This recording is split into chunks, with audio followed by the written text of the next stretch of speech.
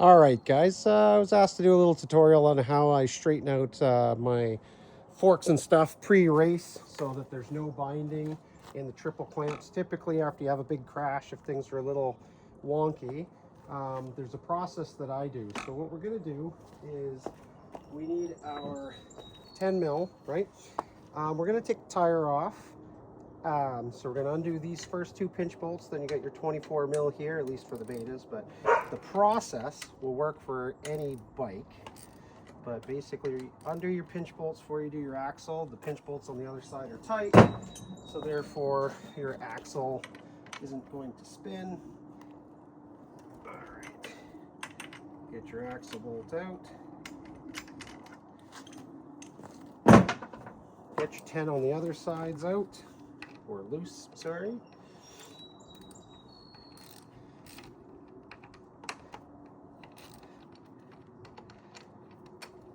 Okay, so they're loose. Now there's your brake caliper. Just to make it easier, you can squeeze your brake caliper against the disc to open it up, make it easier to put it back on. But I'll show you another trick that I do if you've got a clean flathead screwdriver. So remove your axle, remove your wheel, put it to the side. To get your brake pads ready for when you put it back in, flathead screwdriver that's clean, you put it between your brakes and you just rotate, and you'll see you'll be pushing one of your pads into the caliper. Just makes it easier when you're reinserting it.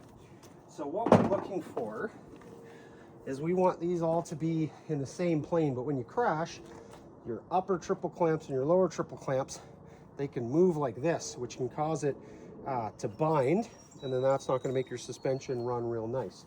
So what I'm going to do is one side you got to pick as your main, like your reference side. So I'm going to use my brake side, and the bottom two clamp bolts right here, you're going to leave those tight. You're not going to touch them.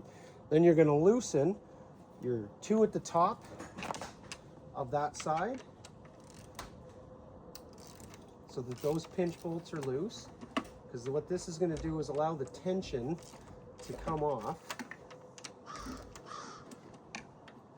So once you got those loose up there on one side, you're going to loosen the other side at the top.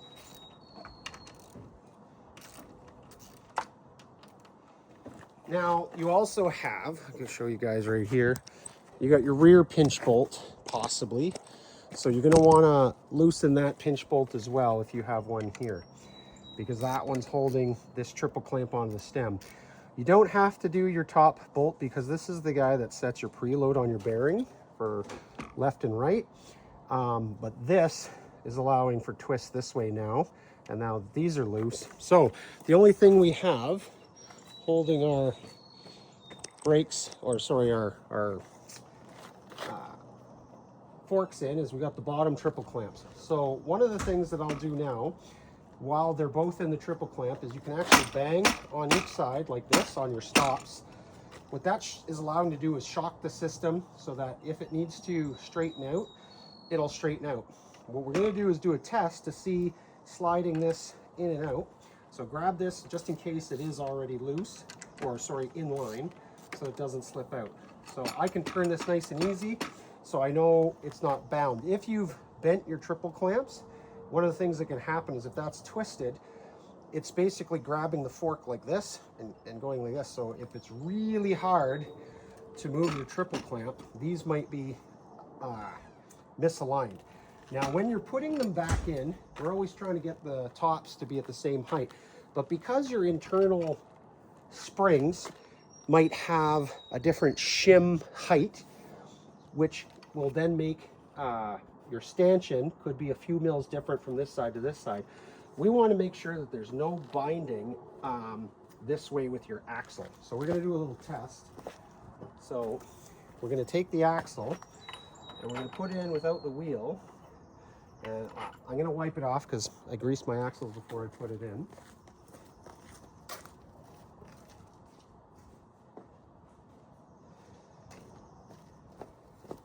And then when you've got the grease off, you're going to be able to grab your axle easier, because what we're going to want to do is slide it from side to side, make sure there's no binding, right?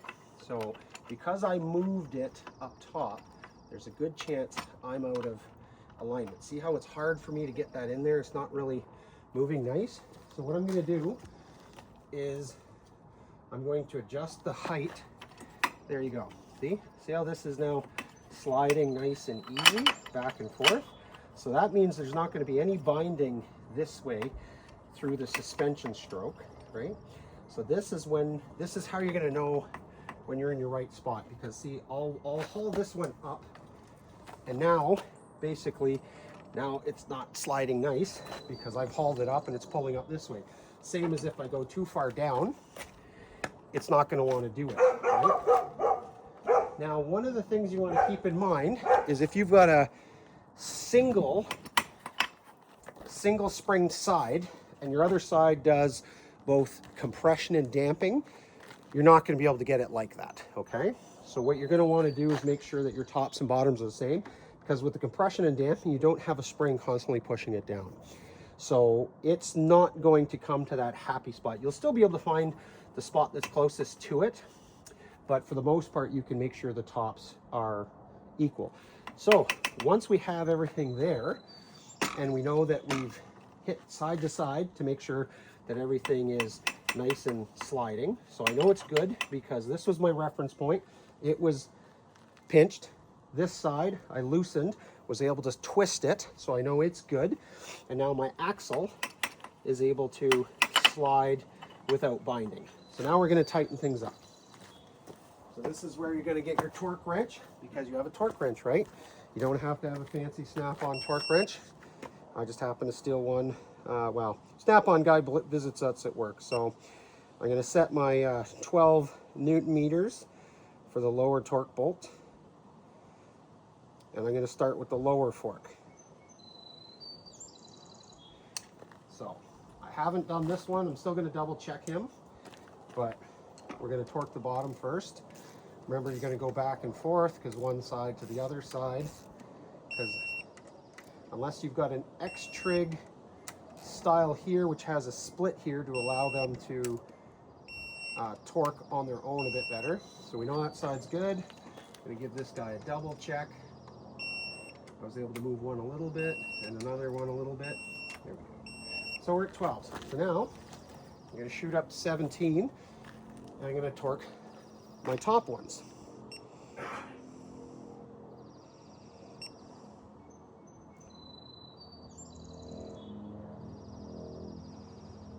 So if you've got a torque wrench that's like the spinny kind, like mine's a digital, but you can have ones that you have to rotate the handle.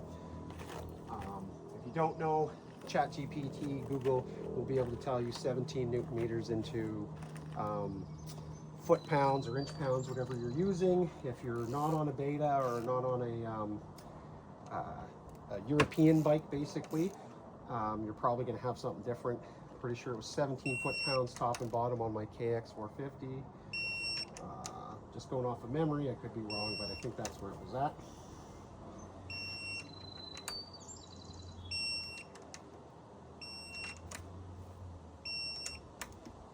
Back and forth until you're not moving anymore. And get the other side. And then for our middle pinch bolt is 20 Newton meters when I get to that one. At least, again, for a Beta. Double check your bike, double check your owner's manual. If you've got a Beta, your owner's manual is free online. You can grab it, read your torque specs. It's all right there for you. Not to mention Beta does write it on the top and bottom of the triple clamps here, but they don't do it for the pinch bolt. So that one's going to be 20.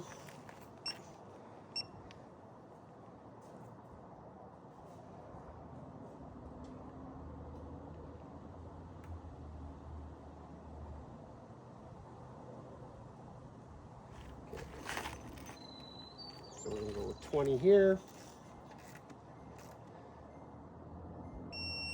Okay, I'm happy with that. Now, if you wanted more steering damping, basically when all 5 of those bolts are loose, your triple clamps on both sides and your pinch bolt, you can tighten that 27 mil nut, and that's going to do your preload, and you can move this until you're happy with how much resistance you have. Because we do enduro, I like to have it quick movements, because I'm not doing high speed stuff, but I'm finding when I do high speed stuff, it's not really an issue. So your next step, we're going to put our wheel back on. I've opened up my pads. Oh, they've moved since we've been knocking it back and forth. So again, just make sure your pads are open to make it easier. We know that our axle is slipping nice and easy. So I'll take that guy out, get our wheel on, try to get things lined up.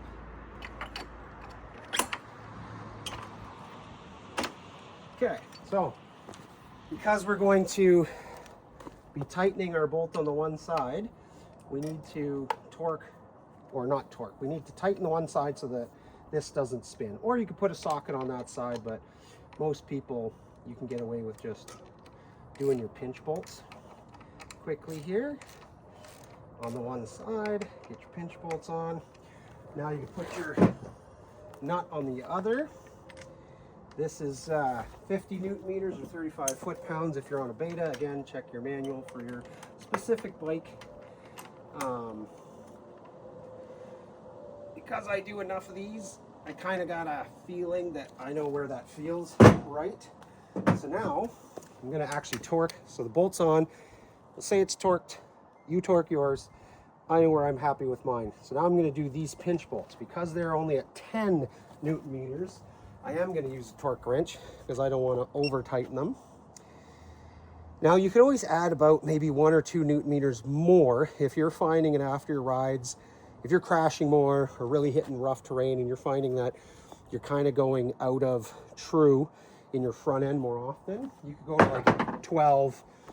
Your 12s up here, you could go to 14s. Your 17s up here, you could go to 19s. That's not what the manufacturer is going to say, but I know that people have done that with success just to tighten things up because the way they're bouncing around things are moving out of place a bit more for them.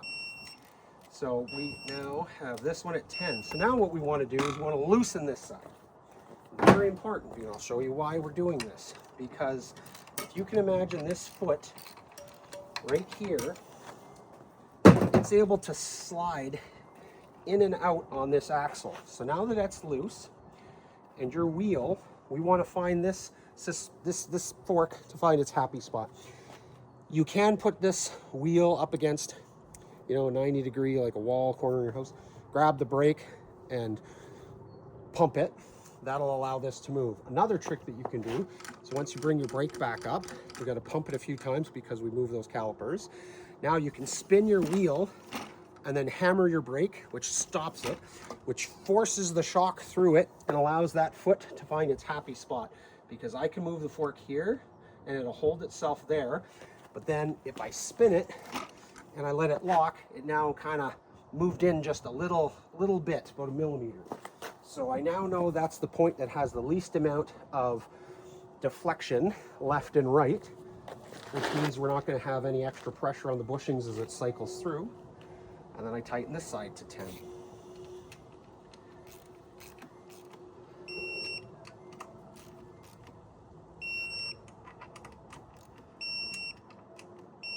And there you go. That's how I do my front end.